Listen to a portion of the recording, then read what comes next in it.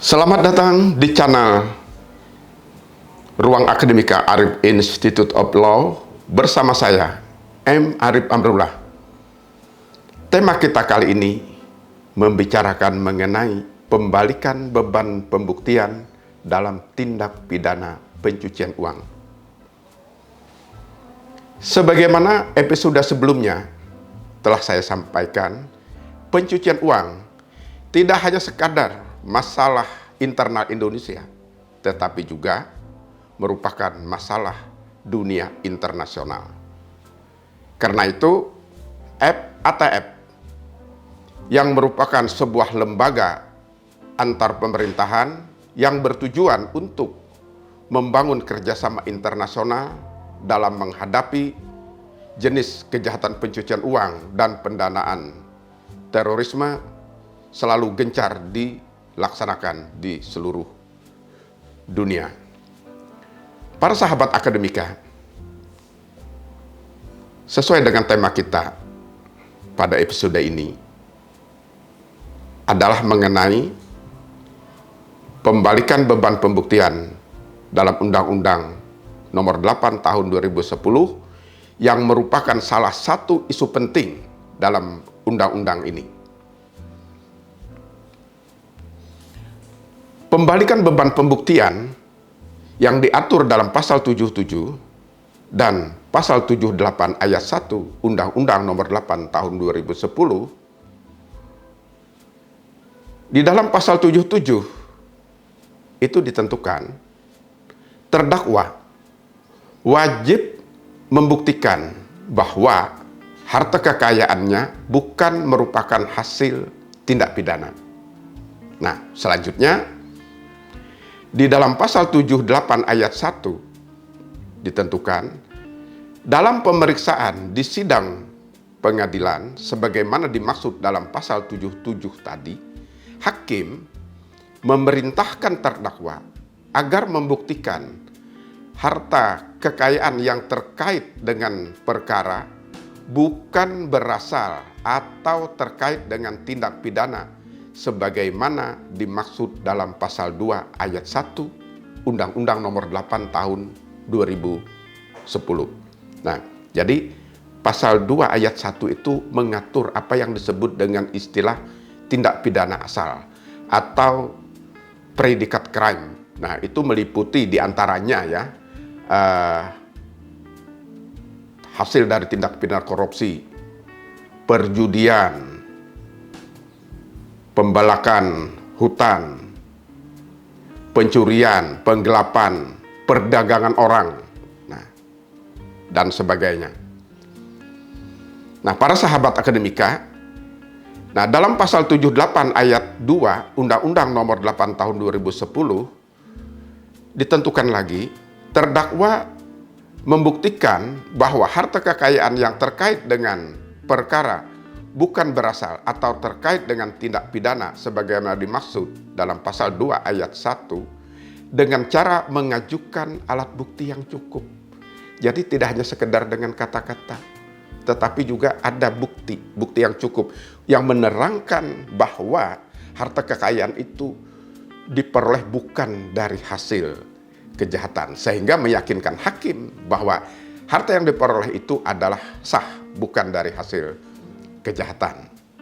Nah, lalu dengan diadopsinya asas pembalikan beban pembuktian itu ke dalam pasal 77 dan pasal 78 Undang-Undang Nomor 8 Tahun 2010. Nah, ini yang menjadi pertanyaan, apakah tidak bertentangan dengan ketentuan pasal 66 Kitab Undang-Undang Hukum Acara Pidana yang selanjutnya disingkat dengan KUHP? Karena pasal 66 tersebut dengan tegas menyatakan bahwa tersangka atau terdakwa tidak dibebani kewajiban pembuktian.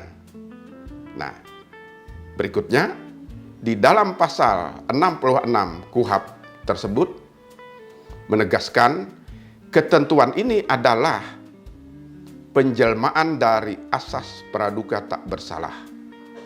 Nah, kemudian dalam penjelasan umum KUHP angka 3 huruf C lebih ditegaskan lagi bahwa setiap orang yang disangka, ditangkap, ditahan, dituntut, dan atau dihadapkan di muka sidang pengadilan wajib dianggap tidak bersalah sampai adanya putusan pengadilan yang menyatakan kesalahannya dan memperoleh kekuatan hukum yang tetap.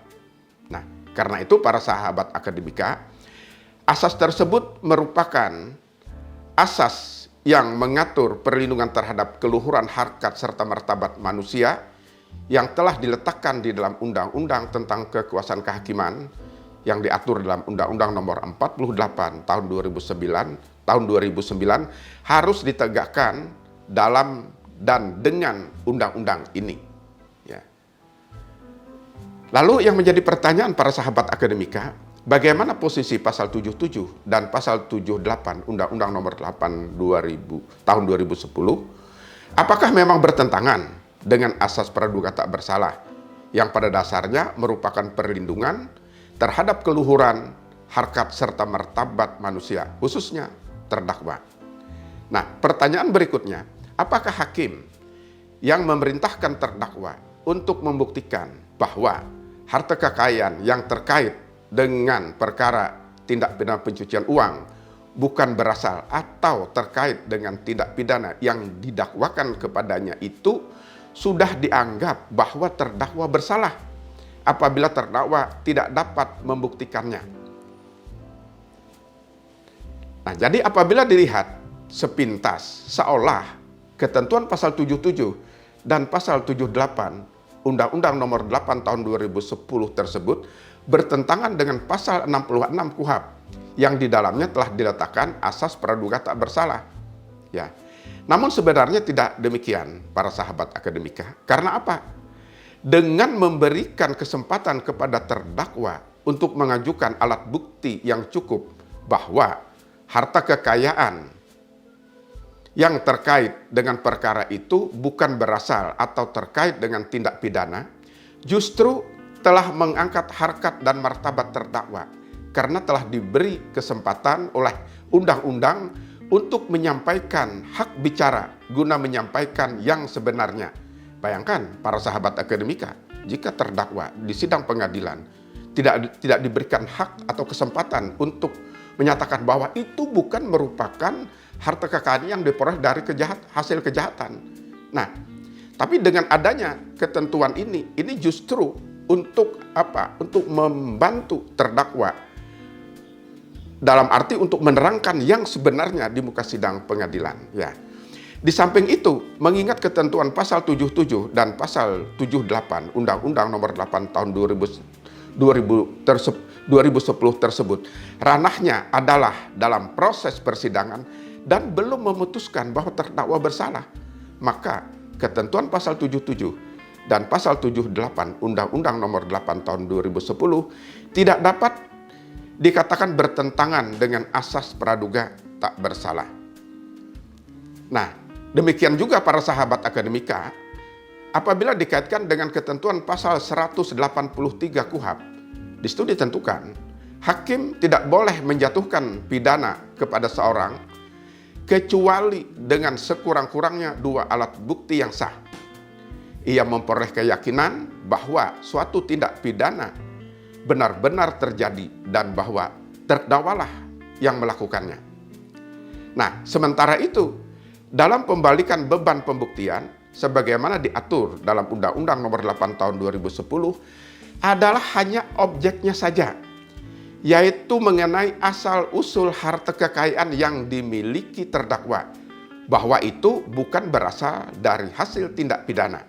Nah, karena itu, apabila terdakwa tidak mampu menerangkan bahwa kekayaan tersebut sebagai bukan berasal dari tindak pidana, maka ketidakmampuan dalam menerangkan itu, para sahabat akademika, tidak cukup untuk menghukum terdakwa, sehingga tidak ada alasan untuk menyatakan hal itu bertentangan dengan KUHP.